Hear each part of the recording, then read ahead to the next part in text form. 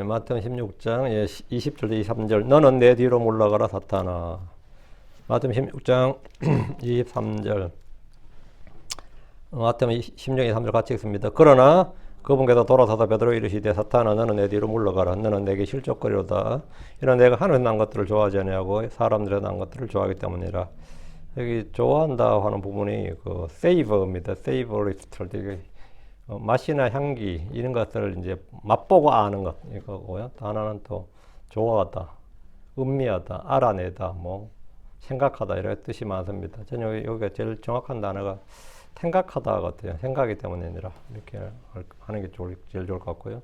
너는 내 뒤로 물러가라 사탄인데 보통 우리나라 호격을 앞으로 당기죠. 한국말은 이제 저는 이제 가능하면 특별히 이제 이상하지 않으면 킹잼성기 어순에 그대로 맞춰가지고. 너는 내 뒤로 물러가라 사탄아. 이렇게 전반적 전체 다 그렇습니다. 예, 전체 성경 전체적으로 어떤 가능하면 킹잼성에 맞춘다 이렇게 아시고요. 자, 기도하고 시작합시다. 위대하시고 거룩한 주님 감사합니다. 하나님께 은혜 주셔서 오늘 주의 말씀을 선포합니다. 선포된 모든 말씀들이 주의 영으로 또 아버지는 주의 은혜로 주의 권능으로 성도들이 잘 전달되게 하시고 지어 계심을 주셔서 잘 깨닫게 해주시옵소서. 듣는 귀를 주시고 또 깨닫는 마음을 주시옵시고 하면서 듣는 즐거움이 넘치게 해주시기를 간구합니다. 사랑 아버지 하나님, 정말 이 말씀이 선포될 때마다 아버지 하나님 저희 안에 이 말씀이 참 온전한 마음으로 참 그대로 받아들여지고 또 그것이 믿음과 잘 결합할 수 있도록 해주시고 또 말씀이 권능에게 효력 있게 믿는 자들은 일한다는 것을 체험하게 해주시기를 간구합니다. 저희가 이 권능의 말씀으로 또 하루하루를 또 하루는 주님 오시는 그날까지 승리하며 살 수 있도록 해주시고 또 마귀를 대적하는 또 죄와 싸워 이기는 또 세상을 이기는 또 육체의 정과 욕심을 다 십자가에 못 박고 이기는 그런 성도의 삶이 되게 하셔서 아버지 저희가 참으로 살아서 난 일들을 더 좋아하거나 그걸 더 생각하거나 이 땅의 일들에 집착하지 않도록 해주시옵소서. 아버지 저희가 하나에서 난 일들 또 하나님의 위에 있는 일들에 좀 더 마음을 두고 또 애정을 두고 또 그런 것들에 아버지 저희가 전념할 수 있도록 도와주십시오. 이 시간 처음부터 끝까지 주님께 맡깁니다. 주님께서 은혜 베풀어 주십시오. 감사드리며 주의 성도 합니다. 아멘. 예, 오늘 공부할 본문은 너는 내 뒤로 물러가라 사탄아. 이 말씀 주께서 광야에서 시험하는 사탄에게 세 번이나 이제 시험을 받으셨을 때 마지막으로 했던 말씀, 마지막으로 이제 마귀를 그냥 물리친 뭐 세 번, 네 번, 다섯 번 이렇게 계속 하는 게 아니라 스탑 여기서 끝, 시험은 여기서 끝 하면서 한 게 뭐냐면 사탄이 주께 경배할 것을 요구하자 주께서 너는 여기서 물러가라 사탄아. 이는 너는 주 내 하나님을 경배하고 이제 그분만을 내가 섬길지니라 기록되었기 때문이라. 이렇게 주님께서 딱 말씀 딱 이제 끊어버리셨죠. 너는 여기서 물러가라 사탄아 이러면서 주님께서 끊으셨는데 이후로 사탄은 더 이상 주 예수를 시험하지 못하고 한동안 그분을 따라 물러갔습니다. 주님께서 너는 물러가라, 너는 여기서 물러가라 사탄아 했으니까 주의 말씀에 권능이 있는 거죠. 그래서 마귀를 물리치셨는데 아예 물리치신 거죠. 그런데 이 가이사랴 빌립보 지방에서 주님께서 똑같은 말을 누군가에게 하셨어요. 똑같은 이 광야에서 했던 말과 똑같은 말을 주님에게 사탄이 받았던 책망과 똑같은 책망을 들은 사람이 있었으니 이게 누굽니까? 바로 제자 베드로였습니다. 그럼 베드로는 가면 가이사랴 빌립보 주님과 같이 있다가 너는 여기서 물러가라 사탄아 했어요. 그럼 사탄은 물러가요. 그럼 너는 여기서 물러가라 베드로야. 그러면 베드로도 아니 물러가야죠. 그래서 주님께서 너는 여기서 물러가라 베드로야 그러지 않고 너는 여기서 물러가라 사탄아 이렇게 말했어요. 그렇죠? 예. 왜? 거기에 베드로에게 지금 누가 와 있는 거죠? 예, 사탄이 와 있었던 겁니다. 주님은 일단 베드로에게 베드로 입을 통해서 말하는 거 사탄을 쫓아내시고 다음 주님 베드로에게 말한 거죠. 예, 지금 그 장면인데 베드로 로마 캐톨릭에서 초대 교황으로 떠봤던 인물입니다. 캐톨릭은 그를 교회 반석이요 천국 열쇠를 받은 자라고 주장합니다. 그래서 사제들은 누구의 죄를 사면해 줄 수 있는 권능을 가졌다고 말합니다. 그러나 이는 성경에 대한 오해요 무지에서 비롯된 것입니다. 반석은 베드로가 아니라 주 예수 그리스도입니다. 베드로는 교회의 반석 기초가 아니라 그냥 한 개의 돌이란 뜻입니다. 크리스천들도 모두 살아있는 돌로서 영적인 집으로 건축되고 있습니다. 성경은 마리아를 성모로 송하지 않듯이 베드로에게 특별히 더 높은 지위나 배타적 독점적 권리를 부여하지 않습니다. 주께서 모친 마리아를 다만 여자여라고 하심으로써 그녀를 높이는 모든 교리들을 박살내버리셨고 베드로에게 사탄아라고 하심으로써 그를 높이는 어리석은 자들의 교리, 가르침, 전통을 부정해버리셨습니다. 그래서 베드로도 사탄의 이용물이 될 수 있다는 것을 무오설이 아니다. 교황 무오설이 아니고 사도 무오설이 아니에요. 사탄의 이용물이 될 수 있고, 예, 그렇게 사탄에게 이용당할 수 있다는 걸 잘 보여준 예가 바로 이 장면입니다. 주께서 베드로를 사탄아라고 불렀는데 이런 말을 들은 또 한 사람이 있습니다. 바로 가룟 유다입니다. 그는 주님으로부터 마귀란 말을 들었습니다. 그것도 공개적으로요. 나사렛 예수가 여자의 시요 그리스도라면 그를 대적하고 그의 발꿈치를 사게 할 뱀의 씨가 누굽니까? 뱀의 씨가 있다는 건 알죠. 그가 누구냐는 건 몰라요. 뱀의 씨가 있다는 건 성경을 통해 아는데 그가 누구냐 그런 건 해석의 문제가 되어버리죠. 그렇죠? 창세기 3장 15절에 이런 예언의 말씀이 있습니다. 그리고 내가 너와 여자 사이에 또 내 씨와 그네 씨 사이에 적대감을 두리니 그 씨가 내 몸을 상하게 할 것이요 또 너는 그의 발꿈치를 상하게 하리라 이랬거든. 보면 너와 여자 사이에 또 내 씨와 그네 씨 사이에 내 씨와 그네 씨 사이에 이랬거든. 내 씨와 그네 씨는 예수다. 오케이. 내 씨가 누구냐? 있다는 건 아는데 누군지 모르는 거지. 여기서 여자의 씨 아브라함의 아들 다윗의 아들 누굽니까? 당연히 예수 그리스도죠. 그럼 뱀의 씨는 누군가? 사탄 마귀의 씨는 누구냐면 우리가 적그리스도라고 말한 그건 누구냐? 가룟 유다입니다. 이 땅에 많은 사람들 중에 그리스도가 누구인지를 특정하는 사역을 받아서 그를 백성들 앞에 증언한 일을 맡은 사람이 침례 요한입니다. 요한은 누가 그리스도인지 성경이 말한 그 그리스도가 누구인지를 사람들에게 알려줬고 그의 제자들에게 말해줬습니다. 그러나 뱀의 씨 적그리스도가 누구인지 적그리스도 그 뱀의 씨가 누구인지는 증언하지 않았습니다. 그건 침례 요한이 증언 안 했습니다. 너희 가운데 뱀의 씨도 있다 이렇게 말하지 않았단 말이죠. 누군지 알려주지 않았어요. 그 증언은 누가 했냐면 예수님께서 직접 하셨습니다. 예수님께서 직접 하셨어요. 마귀가 누구인지 말해주신 분은 예수님입니다. 주께서 사도에게 말씀하셨습니다. 요한복음 6장 7절에 내가 너희 12를 택하였으나 너희 중에 하나는 마귀가 아니냐. 너희 12 중에 하나는 뭐다? 마귀가 아니냐. 너희 12 중에 하나가 마귀라고. 12 중에 하나가 누구냐고요. 주님 12의 제자들 중 하나는 마귀라고 하셨습니다. 그럼 12 중에 하나는 누굽니까? 시몬과 안드레, 요한, 야고보, 바돌로메 나다나엘입니다. 도마, 마테, 알페오, 야고보, 다데오, 렛베오라 그러죠. 가난한 사람 시몬 그리고 가룟 유다가 12인데 이들 중 하나가 마귀란 겁니다. 그럼 이들 중 누가 마귀인지 크리스천들은 다 압니다. 요한복음 6장 71절 나오죠. 그분께서 시몬의 아들 유다 이스카리옷을 말씀하셨더라. 이렇게 시몬의 아들 유다 이스카리옷을 말씀하셨더라. 딱 찍었잖아. 이제 누군지 특정을 해버린 거죠. 이는 그 12 중에 하나로 그걸 배반하여 넘겨줄 자였습니다. 주께서 그를 마귀에 들렸다고 하지 않으시고 마귀의 이용물이다 이게 아니라 마귀에 들렸다 이게 아니죠. 마귀의 이용물이다 마귀니라. 마귀니라 했어요. 주께서 육신이 된 사람이 된 하나님이라면 가룟 유다는 사람이 된 육화된 마귀입니다. 그는 죽어서 자기 자신의 처소로 갔습니다.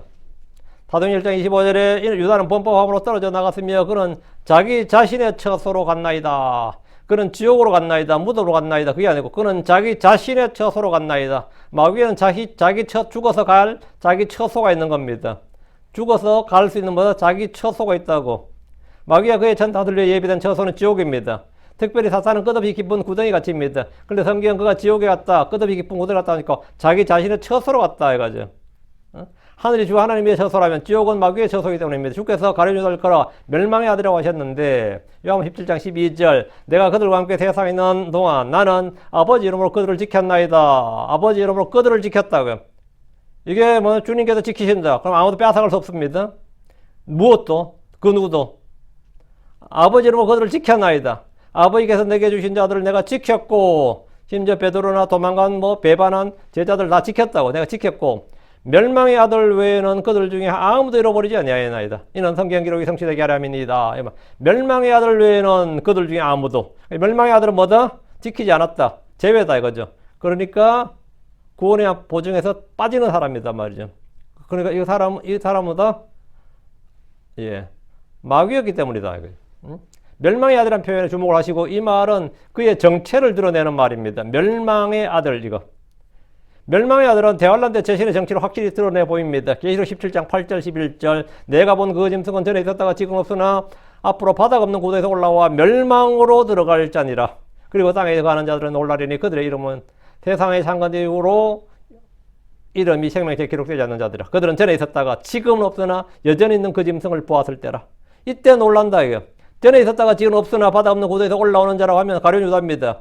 그리고 그 짐승은 전에 있었으나 11절 그리고 그 짐승은 전에 있었으나 지금 없으며 심지어 그 짐승은 곧 8째요 또 그 7도 간자라 또 그가 멸망으로 들어가느니라. 멸망으로 들어간다. 왜? 멸망의 아들이니까. 거기가 그의 처소다 이거죠. 멸망의 아들은 멸망으로 들어갑니다. 멸망의 아들은 그 짐승입니다. 멸망의 아들은 죄의 사람입니다. 데살로니가후서 2장 3절 아무도 어떤 방법으로도 너희를 속이지 못하게 하라. 이는 먼저 떨어져 나가는 일이 오지 않고 저 죄의 사람 곧 멸망의 아들이 드러나지 않으면 그날이 오지 아니하리라. 저 죄의 사람 곧 멸망의 아들이 드러나지 않으면 그날이 오지 않는다. 이를 통해 우리가 확실히 알 수 있는 것은 주께서 말씀하신 마귀 멸망의 아들의 정체인데 그는 12 중에 하나요. 그 이름은 가룟유다입니다. 요즘 음모론자들이 적그리스도가 누구인지 그 정체를 알아내고 특정하는 것을 자주 봅니다. 누가 적그리스도다, 누구다 이렇게 막 자기 특정하는데 그건 자기들 생각이고 수많은 사람이 적그리스도의 후보로 등장했지만 그들 중 누구도 멸망의 아들 죄의 사람이 아닙니다. 왜? 지금은 없으나예요. 전에는 있었다가 뭐라고? 지금은 없으나 앞으로 바닥 없는 구도에서 올라올 자. 바닥 없는 구도에서 올라와야 됩니다. 그게 그 사람이 짐승 적그리스도 죄의 사람 멸망의 아들이에요. 이 세상에 많은 죄인들이 있지만 그 누구도 멸망의 아들이 아니고 죄의 사람이 아니고 마귀가 아닙니다. 그들은 구원받아야 할 죄인들이 하지만 죄의 사람은 아닙니다. 죄의 사람이란 것은 뭡니까? 예, 처음부터 거짓말치고 살인자고 불법이 그 안에 발견되었던 그 사람을 말해요. 자, 그런데 주님은 제자 베드로에게 사탄아 이렇게 말씀하셨습니다. 베드로가 사탄일 수 없지 않습니까? 응? 그럼 이제 여기 논리적인 거죠. 주님께서 가룟 유다는 마귀니라 마귀 아니냐 이렇게 했고 멸망의 아들이라고 했어요. 그리고 그건 죄의 사람이라 쭉 성경적 증언이 쫙 나와서 이건 별 논란이 안 되는데 그 논리라면 그러면 베드로도 사탄 아니냐? 주님께서 사탄아라고 말하지 않았냐 이거죠. 가룟 유다에게 그렇게 말했다면 뭐 가룟 유다에게 주님이 사탄아 했으면 그래 사탄이 막 가룟 유다 속에 들어가기도 했고 뭐 그런 게 있으니까 충분히 수긍이라도 가겠지만 베드로를 사탄으로 했으니까 그렇게 말씀하셨더니 해도 좀 너무한 게 아닌가. 그리고 성경 읽는 독자들에게는 약간 충격적이고 또 혼란을 줄 수 있습니다. 자, 본문 보겠습니다. 본문 보죠. 그때 그분의 제자들에게 명하사 그들이 아무에게도 그분이 그 그리스도이신 예수이심을 말하지 못하게 하셨더라.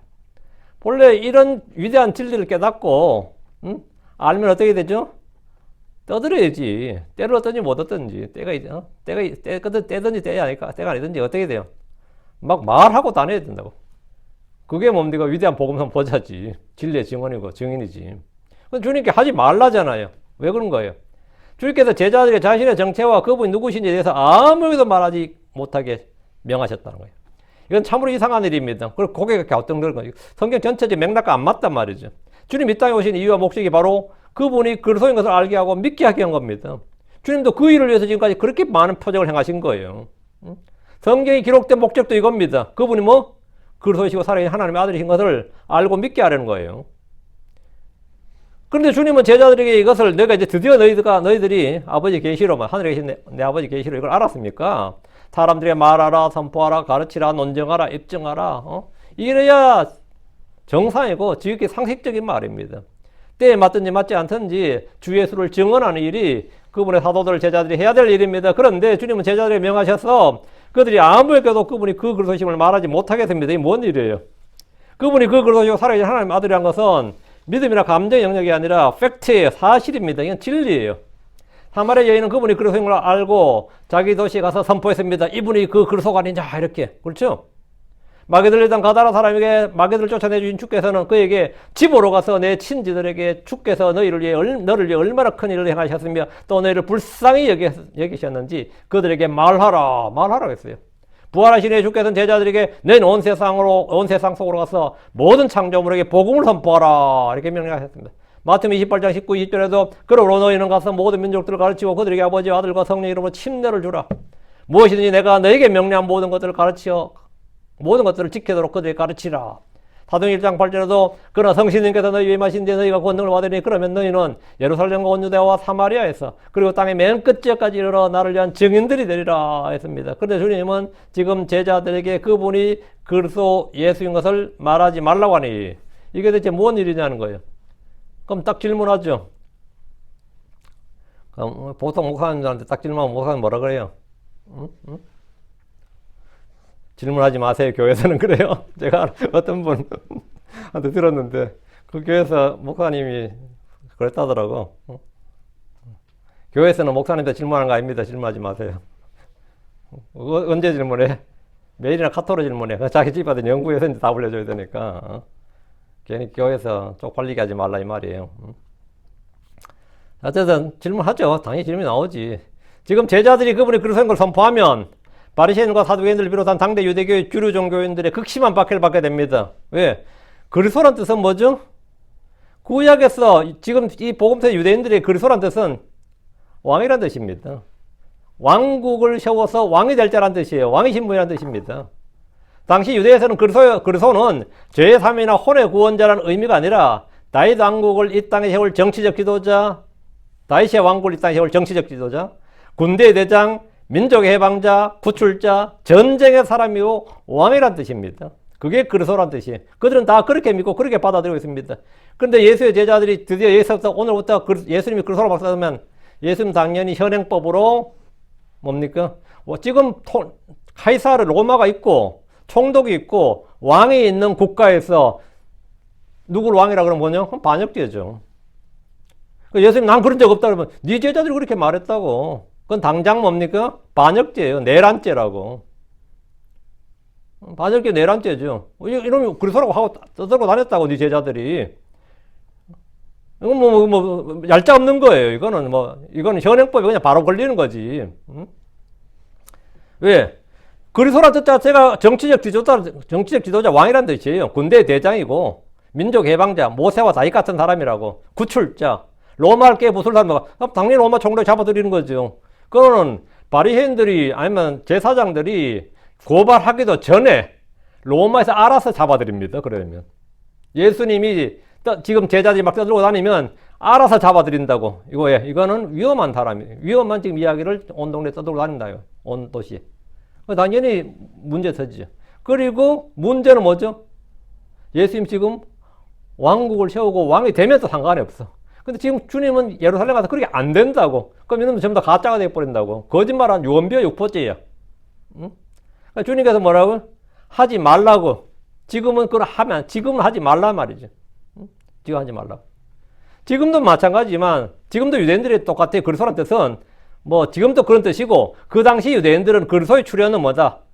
이분이 그리스도다 이 뜻은 뭐죠? 곧 물리적 정치적 왕국을 세우신 왕이라는 뜻입니다. 이것은 초림의 주 예수님의 사역이 아닙니다. 그래서 주께서 제자들이 그분이 그리스도라는 사실을 선포하지 말 것을 명령하신 겁니다. 지금 너희들은 말하면 같은 단어라도 듣는 사람들이 전혀 다르게 받아들이고 다르게 믿게 되기 때문입니다. 구원이란 단어도 우리는 구원하면 뭐죠? 우리가 구원하면 뭐죠? 혼의 구원, 죄로부터의 구원이죠.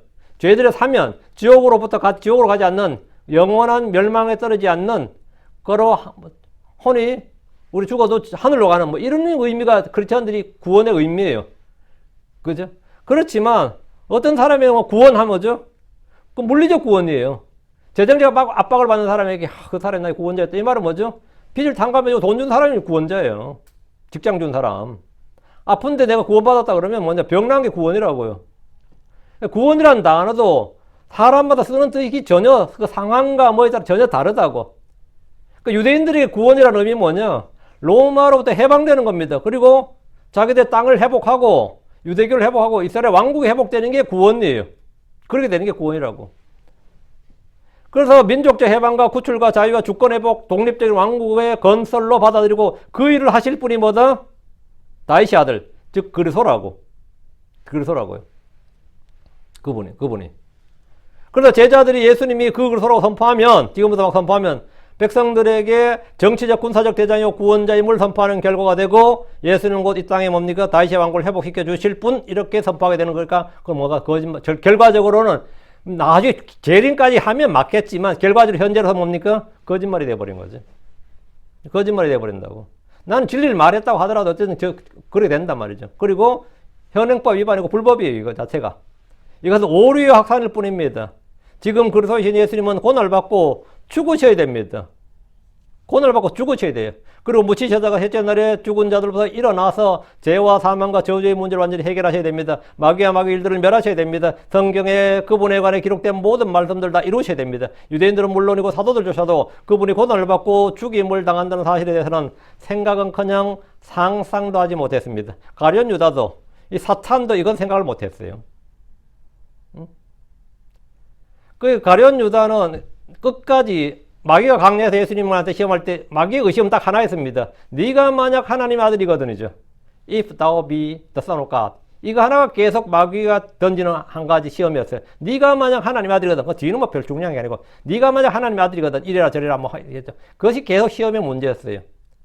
근데 가룟 유다도 마찬가지. 예수가 과연 하나님의 아들인가? 그 베드로는 당연히 그렇게 믿었어요. 그리고 고백하고 다른 제자들 그렇게 믿었습니다.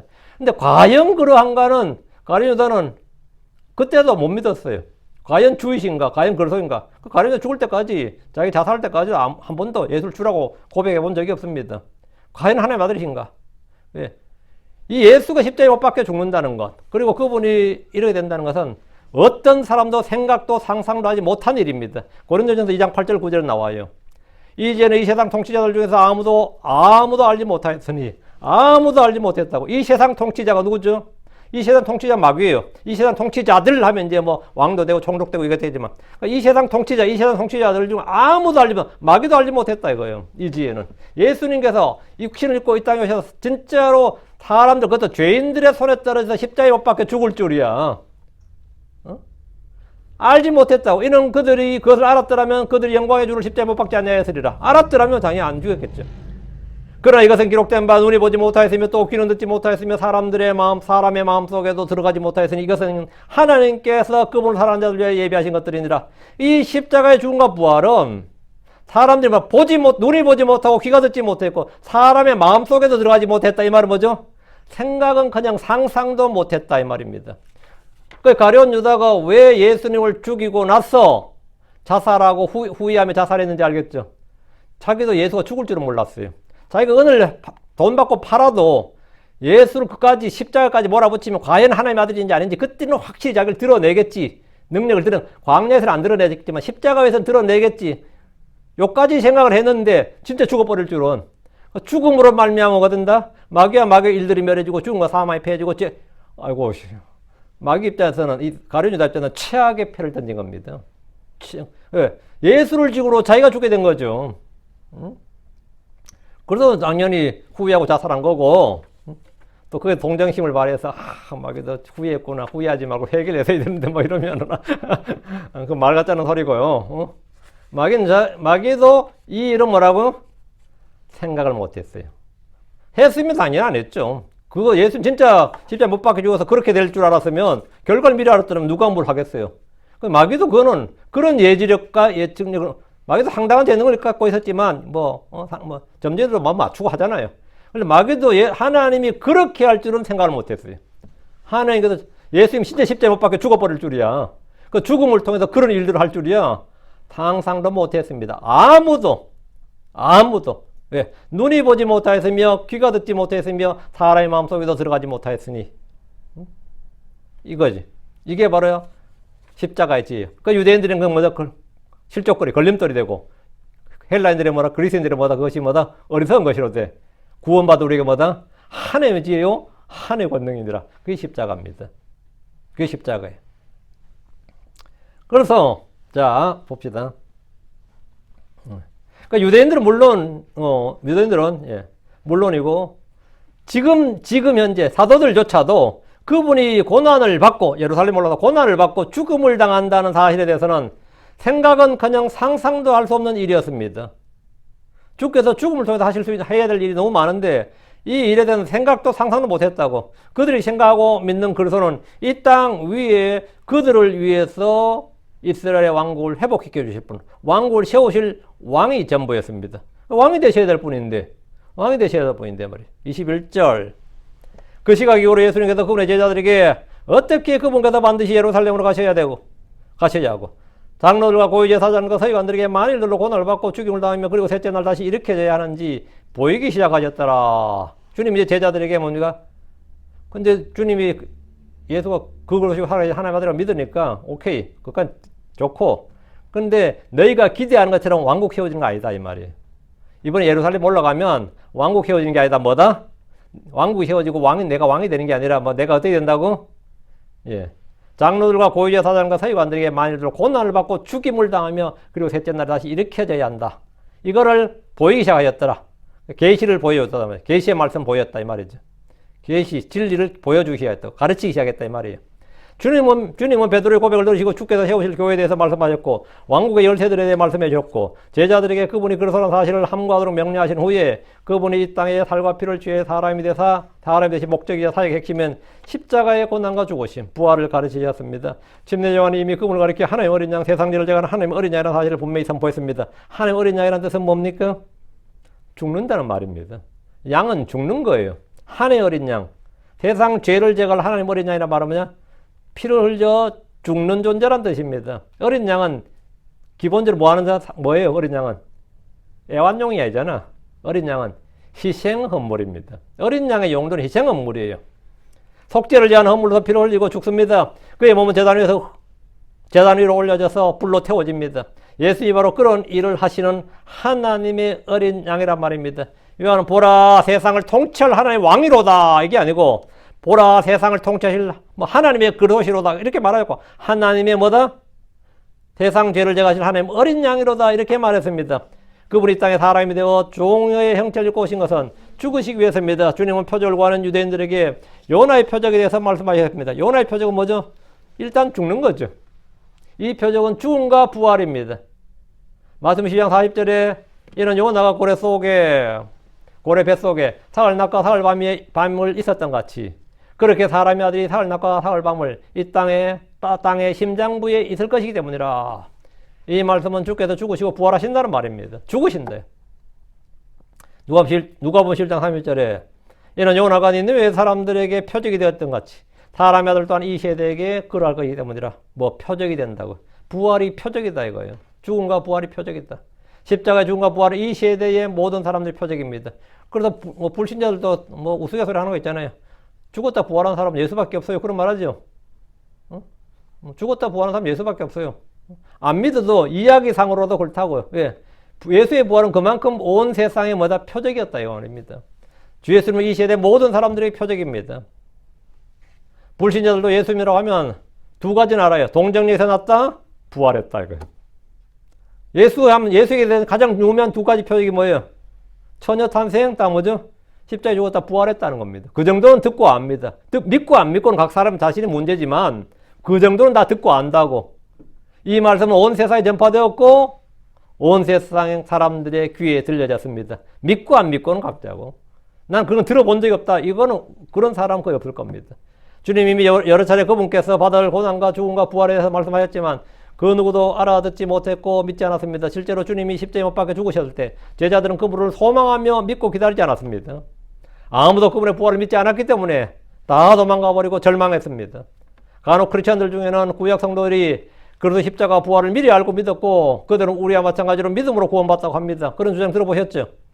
그래서 죽음과 고난과 죽으심은 성경 곳곳에 예언되어 있습니다. 베드로 전서 1장 11절에 그들 안에 계신 그리스도 영께서 그리스도의 고난들과 뒤따르게 될 영광을 미리 증언해 주실 때 그 영께서 무엇을 혹은 어느 때를 표적으로 보여주셨는지 탐구하였느니라. 그러나 주께서 부활하시기 전까지 그들은 그 사실을 전혀 알지 못했고 믿지 않았습니다. 주께서는 제자들이 사람의 아들인 그분 자신을 그 그리스도시요 살아계신 하나님의 아들이라는 사실을 믿는다는 걸 확인하시고 그들에게 그분 자신의 죽음과 부활에 대해서 말씀하셨습니다. 그리고 그 사실을 말하지 말란 것은 너희들이 알고 있는 그 그리스도 사실 하나님의 아들은 사역이 뭐다? 지금 왕국을 세우고 왕이 되는 게 아니라는 겁니다. 그리고 주님은 요나의 표적이 구체적으로 무엇인지를 가르치셨습니다. 누구인지는 가르쳤고 자신이죠. 이제 뭘 가르치는 거예요? 어떻게를 가르치는 겁니다. 자, 이 어린 양이 누구고 죽고 부활한 게 누군지는 누구 후에 대해서 이미 가르쳤어요. 누구죠? 예수님 자신이죠. 자, 그럼 어떻게를 가르쳐요? how죠. 그래서 그거 보면 21절에 보면 how that 이렇게 나오죠. 어떻게 그분께서 나오죠. 어떻게 how를 이제 가르쳤다고요.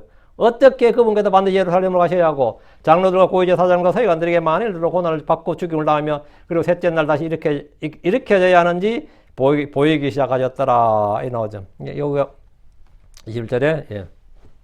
How that he must go 이 나오죠. How. 이제 how를 가르치셔야겠다고. 주님이 죽음과 부활을 그냥 막연한 게 아니라 구체적으로 예. 누구에게 고난을 받고 어떻게 되는지를 이제 구체적으로 가르쳐 주는 거죠. how를 가르치셨다.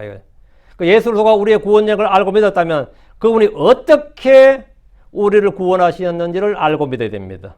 어떻게, who는 이제 됐어요. 예수죠. 자, how는 어떻게? 성경 기록에 따라 우리 죄들로 죽으셨다가, 묻히셨다가, 성경 기록대로, 예, 셋째 날에 이렇게 지셨느니라. 이 말. 이거. how. 그분은 이제 유다 예루살렘으로 가셔야 합니다. 그리고 반드시 가셔야 돼요. 그리고 장로들과 고위제 사정과 서기관들에게 많은 일들로 고난을 받고 죽임을 당하셔야 됩니다. 이건 뭐다? 예, 옵션이 아니에요. 반드시, must예요. 반드시 겪어야 할 일입니다. 반드시 겪어야 될 일이에요.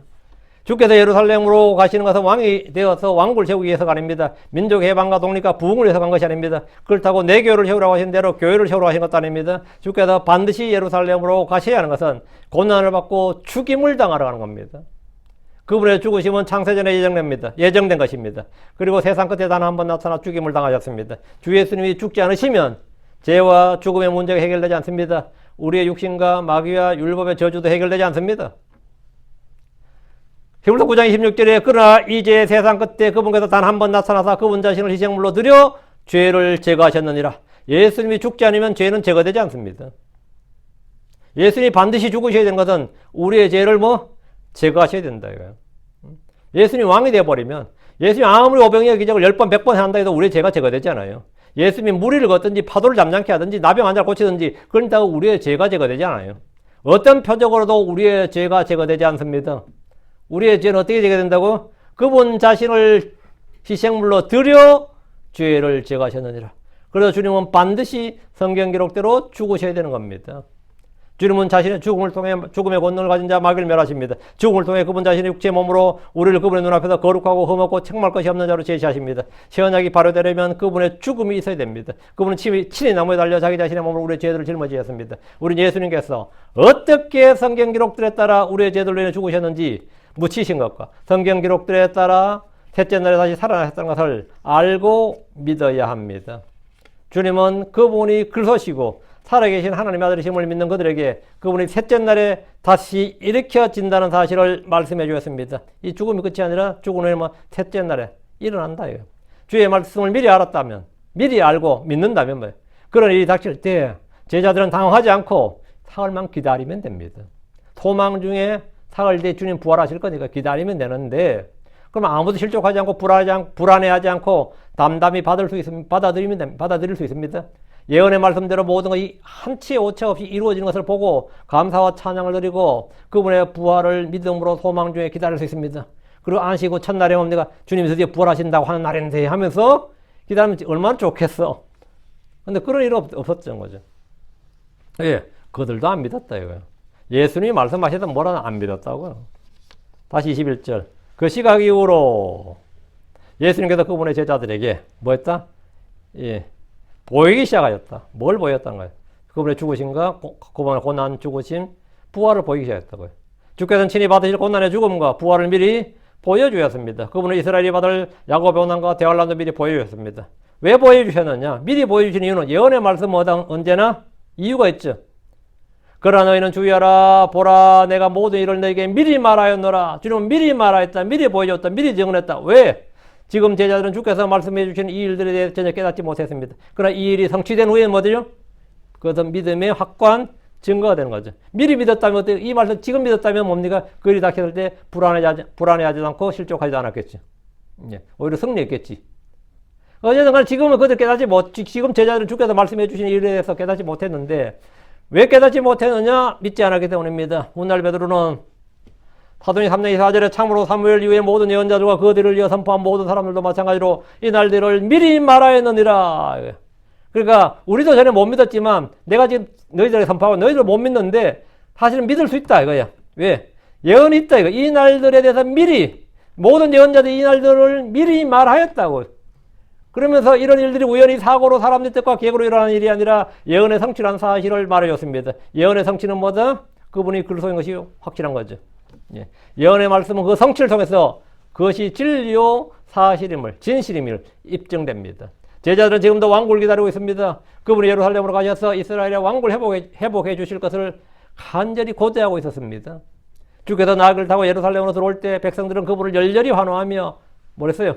마가복음 11장 9절 10절에 또 앞에서 가던 자들과 뒤에서 따르던 자들이 외치며 말하였더라. 호산나 복되도다 주의 이름으로 오시는 이여, 복되도다 주의 이름으로 임하는 우리 조상 다윗의 왕국이여. 가장 높은 곳에 호산나. 두 가지잖아요. 하나 뭐다? 왕, 하나는 왕국이지. 지금 예수님을 바라는 모든 사람들이 기대는 이거예요. 이거라고. 이게 그들이 말하는 그리스도예요. 자, 잘 보세요. 백성들이 그분께 기대하는 것은 죄 사면이 아닙니다. 뭐 지옥 안 가고 그런 게 아니에요. 그들의 기대와 소망은 우리 조상 다윗의 왕국의 회복이고 그분이 우리의 왕이 되어서 그 일을 해달라는 겁니다. 주께서 제자들에게 보이신 것은 고난의 죽음이요 부활했지만 이런 것은 제자들의 안중에도 없었고 생각이나 상상에도 없었습니다. 이것을 보면 구약 성도들이 장차 오실 예수님의 죽음과 부활을 믿었다는 것은 그냥 헛소리지. 당시 유대인들은 물론이고 사도들조차 그리스도의 죽음과 부활을 믿지 않았습니다. 유대교에서 그런 가르침, 그런 교리가 없습니다. 주께서 부활 후에 제자들에게 지각을 열어 성경을 깨닫게 하시기 전까지 그들은 복음의 신비에 대해서 전혀 알지 못했고 믿지 않았습니다. 그러니까 그런 상황에서 그분이 그리스도의 살아계신 하나님의 아들이신다 이걸 선포할 수 있어요, 없어요? 주님께서 하지 말라는 거죠. 그 알았다 하더라도 하지 말라는 게, 그래서 20절에 그들이 말하지 못하게 명하셨더라. 그들에게 명하여 말하지 못하게 하셨더라. 이게 되는 거죠. 이게 되죠. 또 말하면 이런 사고 나는 거고요. 그러나 주님께서 성천하신 후에 이거는 뭡니까? 말해야 되는 거지. 그때부터는 말 안 하면 그거는 뭐냐? 죄가 되는 거지. 말씀을 잘 나누어서, 진리의 말씀을 잘 나누어서 정확하게 이해하고 공부해야 됩니다. 자, 22절. 그때 베드로가 그분을 붙잡고 그분을 꾸짖기 시작하며 말씀드렸다. 주여, 그것이 당신으로부터 멀리 있게 하소서. 이 일이 결코 당신에게 있지 아니하리다. 베드로는 주께서 그 그릇이요 살아계신 하나님의 아들이라고 말했습니다. 주님으로부터 바요나 시몬아 내가 복이 있도다 이런 말을 들었고 베드로가 그분을 그리스도라고 말했는데 그분이 다윗의 왕국 이스라엘의 왕국을 세우시고 통치하실 왕이라는 뜻입니다. 그 말을 한 거예요. 그분이 하나님의 어린 양으로서 우리를 위해 죽고 부활하고 그럴 뿐이다 그런 뜻으로 이야기한 게 아니에요. 전혀. 그들은 그분의 권능과 신격을 오랫동안 수도 없이 많이 보고 체험했습니다. 그분이 이스라엘의 왕이라는 사실에 조금도 의심하지 않았습니다.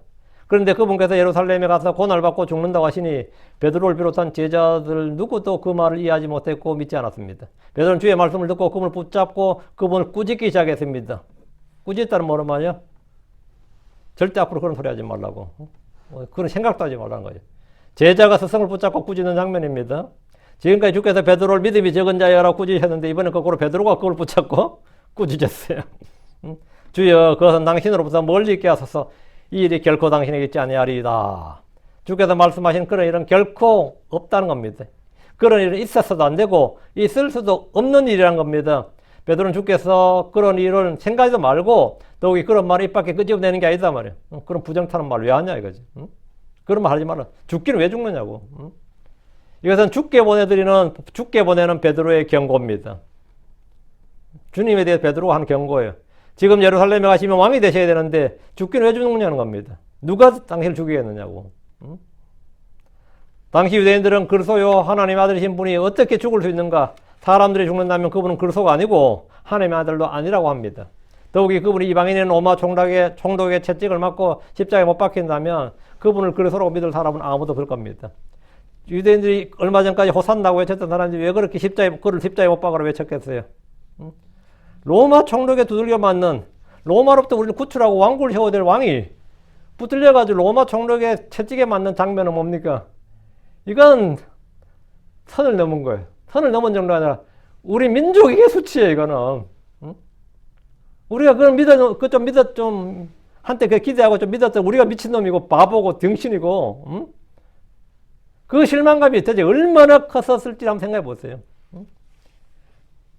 베드로는 주님께 진심으로 충심으로 절대 죽지 않고 죽어서도 안 된다고 한 겁니다. 그럼 주께서 베드로의 진심 어린 충고와 사랑에 대해서 기뻐해야 됩니까? 그렇지 않습니다. 베드로는 육신을 따라 생각하고 판단하고 말한 것입니다. 그가 바라고 원한 예수님은 우리의 죄와 저주가 되셔서 십자가에 죽으시는 것이 아니라 왕국의 왕이 되는 것이었습니다. 그것은 육신에 따른 겁니다. 자, 이 3절. 그러나 그분께서 돌이켜 베드로에게 말씀하였더라. 너는 내 뒤로 물러가라. 사탄아, 너는 내게서 실족거리니라. 이는 내가 하늘에서 난 일들을 생각하지 아니하고 사람들에서 난 일들을 생각하는도다. 주님께서 베드로의 쟁말들을 그에게 말씀하였습니다. 그러나 그분께서 돌이켜 베드로에게 말씀하였더라. 우리 주님은 베드로의 말에 충격적인 반응을 보였습니다. 사탄은 너는 내 뒤로 물러가라. 내 뒤로 물러가라 사탄아. 이거죠. 정상적인 대화를 어떻게 돼야 되죠? 베드로야 내 뒤로 물러가라 해야 되죠. 너는 내 뒤로 물러가라 베드로야 해야지. 왜 갑자기 사탄아예요? 베드로가 예수님을 그리스도요 살아계신 하나님의 아들을 고백한 것이 하늘에 계신 하나님 아버지의 계시, 하늘에 있는 하나님께서 계시해 주신 것이라면, 그래서 베드로 말한 것이라면 말이죠. 지금 22절에 주여 그것이 당신으로서 멀리 있게 하소서, 이 일이 결코 당신에 있지 아니하리다. 이 말은 사탄의 강력한 활동과 속임수와 미혹에 따라 주님을 시험한 겁니다. 이건 사탄을 힘입어 한 말입니다. 한 사람 입에서 지금 두 개가 나온 겁니다. 맞죠? 예수님에 대해서. 자, 우리는 여기서 주님의 재림 전까지 하나님이 일하시는 곳에 사탄이 함께 일한다는 놀라운 진리를 늘 기억하고 명심해야 됩니다. 에덴의 동산에는 주님 외에 사탄도 왔다는 것을 기억하십시오. 하나님께서 아담의 복을 주었어요. 다음에 아담의 복을 주신 하나님이 거기 계셨다면 다음에 뭐다? 아담을 저주할 존재가 하나 또 거기에 얼마 있지 않고 나타났단 말이죠. 그게 사탄이 나타났다고요. 예.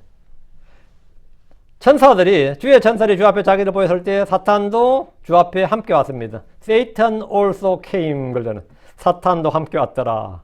이거 미국의 유명한 속담이 그거 성경에서 나온 게 있습니다. 뭔 좋은 일 있을 때 하는 말이 있어요. Satan also came. 마귀도 같이 왔지. 사탄도 같이 왔었지. 이렇게. 그래서 좋은 일이 있을 때 한국말에도 있죠. 호사다마라는 말을 쓰시죠. 호사가 뭐죠? 저걸로 자의 일사자예요. 좋은 일이 있는 곳에 뭐다? 마이가 많다. 마가 많다. 다마가 뭐예요? 예. 마귀들이 많다고요. Satan also came이에요. 그러니까 주님께서 주님 앞에서 가이사랴 빌립보에서 베드로 한 건 했는데 뭐라고? Satan also came. 마귀도 왔다 이거예요. 마귀도 왔다. 성령으로 충만했던 주님이 광야로 왔을 때 거기에 사탄이 함께 왔습니다. 그래서 그분을 시험했습니다. 주께서 씨를 뿌리면 마귀는 즉시 와서 뭡니까? 거기 와서 씨를 빼앗아가거나 아니면 다른 씨를 뿌립니다. Satan also came. 사탄도 왔다고. 베드로는 주님의 영으로 예수를 시인하고 고백했습니다. 그리고 곧바로 사탄의 활동과 미혹을 따라 주님의 말씀을 정면으로 부인하고 불신했을 뿐 아니라 그분이 그 일을 해서는 안 된다고 꾸짖었습니다. 자, 어때요? 사탄도 함께 왔더라죠. 성령과 마귀, 성령과 육신은 서로 대적하는데 멀리 떨어져 있지 않습니다. 둘 다 우리야 뭐다? 함께 한다. 내가 하나님과 가까이 가면 갈수록 마귀도 그만큼 나와 가까이 온다. 이건 뭐 틀림없습니다. 그래서 뭐 교회에서 이런 일 너무 흔하고 우리 개인적으로 이런 체험을 많이 할 수 있습니다. 뭐 좀 되나 싶으면 꼭 마귀 새끼들이 준동을 하기 시작하죠. 꼭 그래요. 주께서는 돌이켜 베드로를 보시면서 말씀하셨는데 베드로가 하는 말이 사탄의 활동을 따라 나오는 사탄의 음성이라는 것을 아셨습니다. 그래서 주님은 베드로를 물리친 게 아니라 사탄을 물리치신 거죠. 사탄은 광야에서 주님을 3번이나 시험했습니다. 그때는 직접 주님 앞에 나와서 그분을 시험하고 도전했는데 이번에는 그분의 제자 베드로를 통해서 그분을 시험했습니다. 사탄은 예수님의 고난의 십자가를 지지 말고 바로 왕좌에 올라서 왕이 되라고 합니다. 주님은 사탄의 시험을 받으실 때 너는 내 뒤로 물러가라 사탄아 이렇게 말씀하시면서 물리셨습니다. 지금 주님은 그때와 완전히 똑같은 합복으로 하신 똑같은 말씀, 마귀를 대적하셨어요. 사탄은 베드로를 갖기 원했고 그를 밀가부하려 합니다. 누가복음 22장 1절에 또 주께서 말씀하셨더라. 시몬아 보라, 사탄이 너희를 갖기 원하여 그가 너희를 밀가부로 하려 하느니라. 사탄이 너희를 갖기를 원한다잖아요. 사탄이 갖기를 원하는 게 누구라고? 바로 주의 제자들이. 주님이 뿌린 씨앗. 뿌린 씨앗은 두 가지야. 말씀도 씨앗이고 왕국의 자손도 씨앗이죠. 주님이 뿌린 씨앗을 갖기를 원한다고요. 너희를 갖기를 원한다고. 베드로는 누구보다 주님을 사랑했던 만큼 사탄의 공격을 받기 쉬운 그런 사람이었습니다. 주를 사랑하고 사랑을 받고 은혜를 많이 받은 사람이라 해서 사탄의 시험이나 공격 대상에서 제외되는 것이 아닙니다. 오히려 더 큰 시험이나 이런 걸 당합니다. 마귀는 울부짖는 사자처럼 들어다니며 삼킬자를 찾습니다. 그래서 베드로전서 5장 8절에 정신을 차리라 깨어있어라. 왜냐하면 너희의 대적 마귀가 울부짖는 사자같이 들어다니며 그가 삼킬자를 찾기 때문이니라. 베드로는 마귀의 시험과 공격에 가장 크게 많이 노출된 사람입니다. 그리고 실제로 사탄이 갖고 놀았죠, 실제. 다시 3절. 너는 내 뒤로 물러가라 사탄아. 너는 내게 실족거리니라. 주님은 베드로에게 너는 내게 실족거리라고 하셨습니다. 주께서 누구에게 실족할 일이 있습니까? 주님이 누구에게 실족할 일이 있냐고. 그런데 주님은 베드로에게 이 말씀을 하셨던 것은 그가 사탄의 도구요 이용물이 되었기 때문입니다. 사탄은 사람을 이용합니다. 주님은 사람을 사용하시고 사탄은 사람을 이용합니다. 하나님께서 사람을 불러 그분의 말씀을 선포하게 하시듯이 사탄 역시 사람을 사용합니다. 사람을 이용합니다. 자신의 사역자들을 거짓 예언자, 거짓 사도, 거짓 유대인, 거짓 형제, 거짓 교사, 거짓 일꾼, 하여튼 사탄의 회장 다 있습니다. 왜? 사람을 사용한다고. 사람을. 사탄은 주의 종들, 특히 유명하고 힘있고 영향이 있는 그런 사람들을 이용물로 삼습니다. 가족이나 친구나 스승이나 친척들, 직장의 상사나 후배 등 아는 사람들을 통해서 시험하는 것은 마귀의 고전적인 수법인데 사탄 아담을 시험할 때 그의 아내 이브를 이용했습니다. 아담을 무너뜨리는데 누굴 사용했어요? 이브를 이용했다고. 욥을 무너뜨리기 위해서 욥을 시험할 때도 그의 부인을 이용했습니다. 욥의 부인 욥에는 뭐라 그래요? 저주하고 죽으라잖아요. 삼손을 넘어뜨리는데 누굴 이용했습니까? 들리라를 이용했습니다. 침례 요한을 죽일 때는 헤로디아와 그녀의 딸을 이용했습니다. 예수님을 넘어뜨리기 위해서 사탄은 베드로를 이용했습니다. 광야에서 직접 맞서 싸웠고 이번에는 뭔데요? 베드로를 이용했어요. 사도 바울은 이걸 가지고 뭐랬냐면 고린도후서 2장 11절 이것은 사탄이 우리를 이용하지 못하게 하람이라. 이는 우리가 그의 계략들에 대해 무지하지 아니하기 때문이라. 이것은 사탄이 우리를 이용하지 못하게 하랍니다. 사탄이 우리를 이용하지 못하게. 사탄이 우리를 자꾸 이용하니까 우리가 마귀의 계략들에 대해 잘 알고 깨어있어야 되는 이유입니다. 우리를 시험하는 것은 늘 가까운 데 있습니다. 가루 속에 있는 누룩이 온능을 뜨게 하고 포도원에 들어온 작은 여우가 포도를 망치듯이 우리를 시험하고 마귀하는 것은 멀리 있는 무엇이 아닙니다. 가까이에 있습니다. 그 속에 있는 무엇입니다. 그렇죠? 그 속에 있는 누구예요? 주님은 베드로를 너는 내게 실족거리니라 하셨는데 그는 주의 말씀을 듣고 믿고 이해해야 됩니다. 이 말씀은 깊이 음미해 보면 베드로로 인해 넘어지는 것은 주님이 아닙니다. 주님께서 너는 내게 실족거리니라 했는데 사실 주님이 실족하는 건 없어요. 넘어지는 건 누구다? 베드로입니다. 넘어지는 건 베드로예요. 그래서 십자가는 유대인들의 실족거리였습니다. 실족은 누가 했습니까? 당연히 유대인들이 했습니다. 예수를 공격하면 그것을 공격하는 자가 상처를 입습니다. 사울이 교회를 핍박하고 성도를 잡아들이고 죽일 때 물론 교회가 핍박하고 불타고 성도들이 감옥에 갇히고 했겠지만 주님께서 뭐랬어요? 사도행전 9장 5절에 나는 내가 박해하는 예수니라 내가 가시체들을 대적하여 걷어차는 것이 고생이니라. 네가 고생이다 이거. 네가 고생이다. 응? 주 예수님을 불신하고 불순종하고 그분을 대적하는 것은 예수님을 실족하게 하는 것이 아니라 도리어 자기 혼을 해치는 일입니다. 주님은 그분이 부르시고 택하신 제자가 사탄의 이용물이 된 걸 보셨고 사탄아라고 하심으로써 베드로가 사탄에게 까불리고 있음을 지금 이용되고 있음을 깨우쳐 주셨습니다. 어떤 분들이 여기서 주님이 가룟 유다를 마귀라고 했는데 그럼 유다도 베드로처럼 마귀가 아니라 마귀가 들린 것이 아닌가? 가룟 유다가 마귀라면 베드로는 사탄이란 말인가? 이런 논쟁을 좀 합니다. 근데 그건 전혀 다른 이야기. 베드로는 사탄의 이용물이었고 그러니까 주님께서 너는 내 뒤로 물러가라 사탄아 했죠. 베드로가 한 말이면 너는 내 뒤로 물러가라 베드로야 했겠죠. 시몬 했든지. 응? 그러니까 그거는 쓸데없는 소리고 만약 가룟 유다가 말이죠. 가룟 유다가 베드로처럼 사탄의 이용물이 되어가지고 사탄의 이용물이 되어 속아서 시험을 받아서 유혹을 받아서 아니 마귀 들려서 주를 배반했다면 주님은 능히 그를 용서하시고 회복시키셨을 겁니다. 왜? 하나도 잃어버리지 않으니까요. 아버지가 내게 주신 하나도 잃어버리지 않으니까 당연히 가룟 유다는 자살해서 죽어서 자기 처소로 간 게 아니라 그랬더라면 가룟 유다는 당연히 구원받았을 겁니다.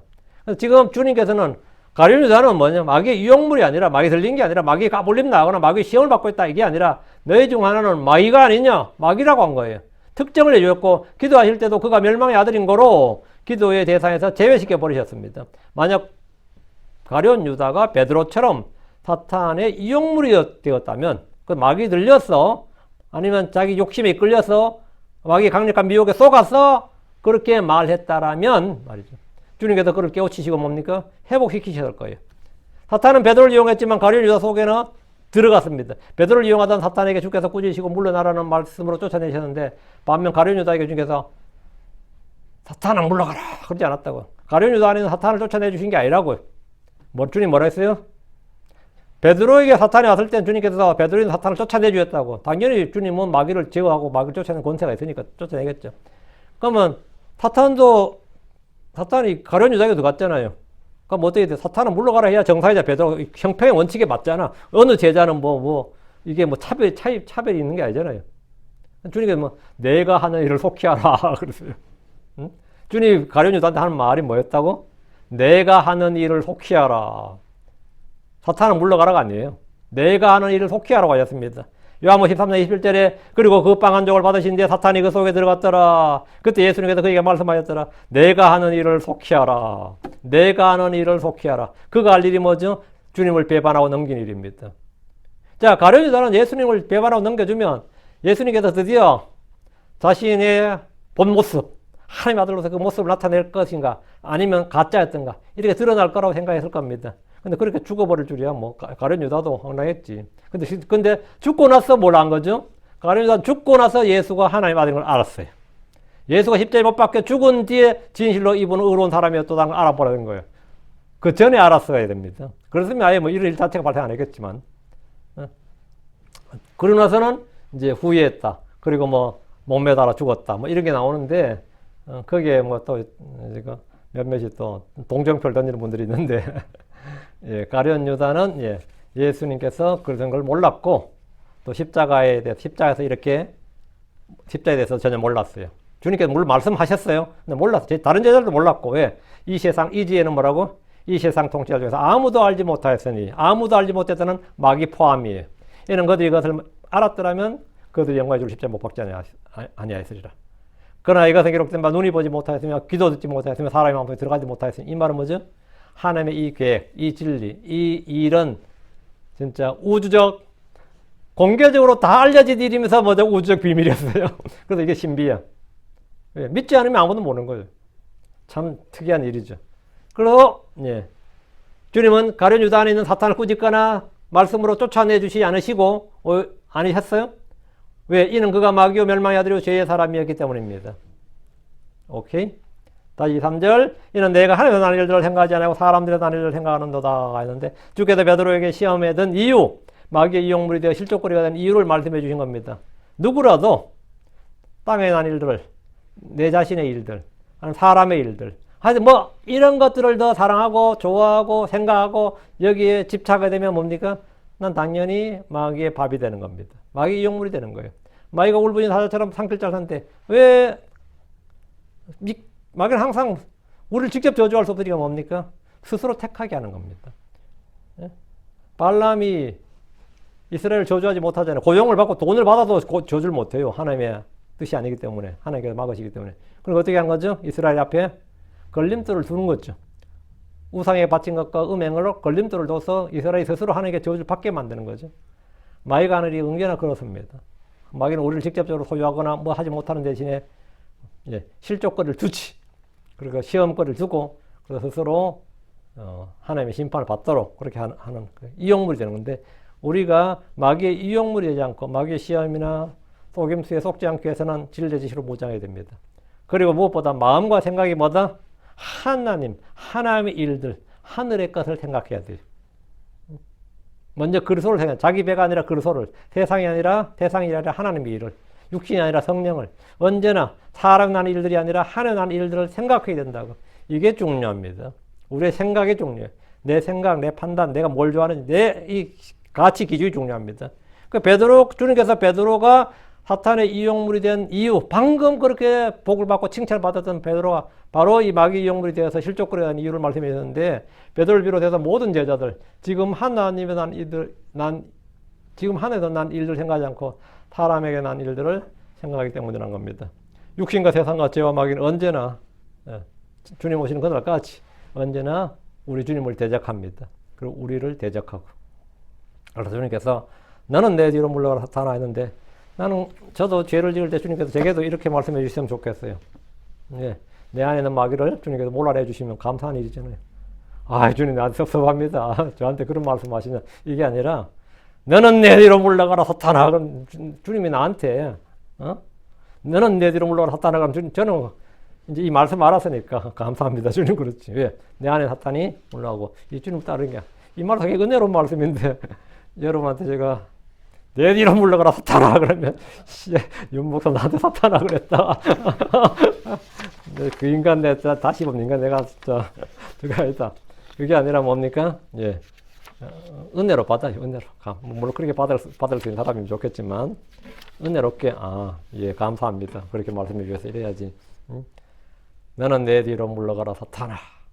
이게 제가 여러분은 내가 어떤 사람이 이렇게 말한 적 없어요. 근데 가끔 이제 그런 말 한 적이 있어요. 영이 다르네. 그런 말을 한 적이 있는데 영이 다르네. 당신하고 나하고는 영이 다르네요. 이런 말은 저도 한 적이 있습니다만은 예. 육신과 맞붙어 싸우면 안 되고요. 주님과 베드로 육신과 맞붙어 싸운 게 아니라 영적 싸움 하신 거죠. 이게 영적 전투를 하신 거잖아요. 이게 영적 전투를 잘 보여주는 겁니다. 마태복음 6장, 지금 16장이게. 이런 싸움을 해야죠. 자, 오늘 여기까지. 다음 시간에 이게 계속 이어지니까 내일도 계속 합시다. 위대한 요구를 주하나님 감사합니다. 하나님께서 은혜 주셔서 오늘 주의 말씀을 선포했습니다. 선포된 모든 말씀들이 성도에게 잘 전달되고 듣는 모든 혼들이 하나님의 말씀을 잘 깨닫게 해주시옵소서. 그 말씀을 빼앗기지 않게 하시고 흘러나가지 않게 하시고 믿음과 잘 결합하도록 해주시옵소서. 주의 영을 통해서 주의 계시를 주시옵소서. 아버지 하나님 그리고 저희가 저 믿음이 굳건하고 강건하게 자라나게 해주시고 이 땅에서 참 육신을 입고 사는 동안 저희가 마귀의 이용물이 되지 않도록 해주시옵소서. 마귀가 우리를 이용하지 못하도록 저희가 마귀의 시험이나 속임수나 또 죄의 속임수 또 유혹들 또 마귀의 올무와 정죄에 빠지지 않도록 도와주시옵소서. 아버지는 저희의 마음을 깨끗하게 해주시고 전능하신 주 하나님께서 은혜 베풀어 주셔서 저희가 정말 온전히 참 우리 주 예수를 따르도록 진리를 또 의를 추구하고 따르도록 해주시기를 간구하며 늘 성령으로 충만하게 해주시옵소서. 아버지 언제라도 저희가 참 주님을 잘 따르다가 실족할 수 있는 존재는 그런 연약한 존재인 걸 인정합니다. 아버지께서 저희를 지키시되 끝까지 지키신다는 선한 약속으로 인해 감사하고 또 저희가 잘못할 때 또 오류를 범하고 죄를 지을 때 저희를 책망하시고 꾸짖으시고 또 바로잡아 주시는 은혜로 인해 감사합니다. 아버지는 저희가 그런 모든 것들을 기쁨으로 받아들이고 감사와 찬양을 주께 돌려드립니다. 감사드리며 주의 성교도합니다. 아멘.